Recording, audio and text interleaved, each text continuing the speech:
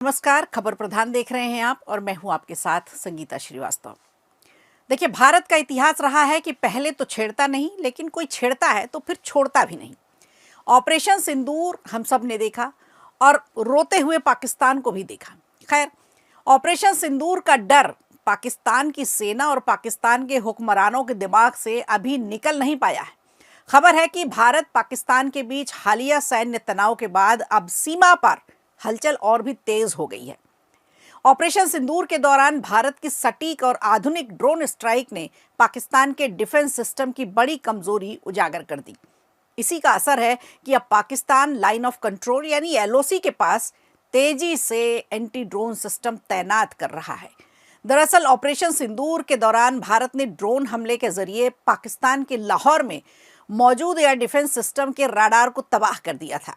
ये हमला पाकिस्तान के लिए किसी बड़े झटके से कम नहीं। भारतीय ड्रोन न सिर्फ अपने लक्ष्य तक पहुंचे, बल्कि पाकिस्तान उन्हें रोकने में पूरी तरह से नाकाम भी रहा। इसी से घबराकर, हताश होकर अब पाकिस्तान को ऑपरेशन सिंदूर 2.0 का डर सता रहा है।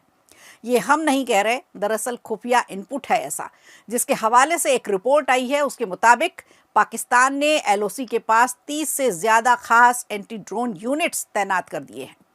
इंडिया टुडे की रिपोर्ट है, जिसके अनुसार ये तैनाती रावलकोट, कोटली और भीमतर सेक्टर के सामने की गई है। अब सूत्रों का कहना है कि ये यूनिट्स मुर्री में हेडक्वार्टर वाली 12वीं इन्फेंट्री डिवीजन और कोटली भीमवर एक्सिस को कंट्रोल करने वाली 23वीं इन्फेंट्री डिवीजन के तहत काम कर रही है। अगर सेक्टर की बात करें तो रावलकोट सेक्टर में 2nd कश्मीर ब्रिगेड, जो भारतीय पुंछ सेक्टर के सामने है। कोटली सेक्टर में 3rd कश्मीर ब्रिगेड, जिसका सामना राजौरी, पुंछ, नौशेरा और सुंदरबनी में होता है। और भीमबर सेक्टर की जिम्मेदारी 7th कश्मीर ब्रिगेड के पास है। अब पाकिस्तान का दावा है कि यह तैनाती उसकी एयर स्पेस सर्विलांस और इलेक्ट्रॉनिक वॉरफेयर क्षमता को मजबूत करने के लिए किया जा रहा है। लेकिन भारतीय सूत्रों का कहना है कि यह कदम पाकिस्तान की घबराहट को साफ साफ दिखाता है।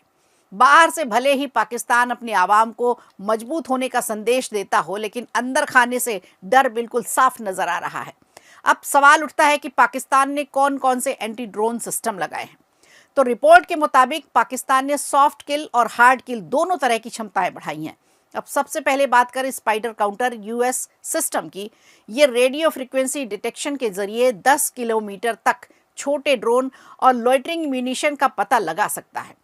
इसे पाकिस्तान ने चीन की मदद से स्वदेशी तौर पर विकसित किया है। इसके अलावा सफराह एंटी यूएवी जैमिंग गन भी तैनात की गई है। आपको बता दें, ये कंधे पर रखकर दागी जाने वाली ऐसी गन है जिसकी रेंज करीब 1.5 किलोमीटर तक है और ये ड्रोन के जीपीएस और कंट्रोल लिंक को जाम कर देती है। पाकिस्तान ने पारंपरिक एयर डिफेंस हथियार भी लगाए हैं। देखिए, ऑपरेशन सिंदूर ने ये तो पूरी तरह से साफ कर दिया कि पाकिस्तान भारतीय ड्रोन और मिसाइलों को रोकने में नाकाम रहा है। उसके किसी भी हथियार में इतना दम नहीं था कि भारतीय मिसाइलों का सामना कर पाए। अब एक डर पाकिस्तान को और है कि आने वाले समय में भारत ड्रोन स्वार्म जैसी आधुनिक तकनीक का इस्तेमाल भी कर सकता है, जिसे रोकना बेहद मुश्किल होता है।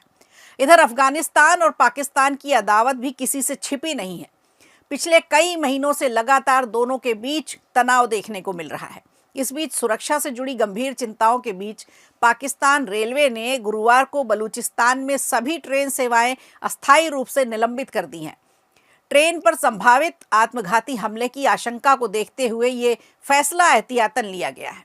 इसके तहत पाकिस्तान के अलग अलग हिस्सों में बलूचिस्तान जाने और वहां से बाहर जाने वाली सभी ट्रेनों की सेवाएं रद्द कर दी गई हैं।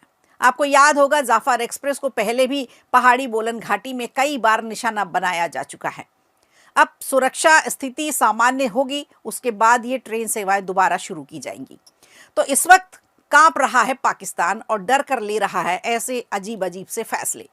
अब भारतीय सूत्रों का कहना है कि पाकिस्तान जल्दबाजी में एंटी ड्रोन सिस्टम तैनात कर रहा है, क्योंकि उसकी कमजोरियां पूरी दुनिया के सामने आ चुकी हैं। तो पाकिस्तान के लिए एक तरफ कुआं है तो दूसरी तरफ खाई है। अब देखना यह होगा कि पाकिस्तान कैसे निपटता है और उसकी जो तैयारी चल रही है वो कितनी कारगर साबित होती है, या फिर भारतीय ड्रोन तकनीक एक बार फिर उसे चौंकाने वाली है।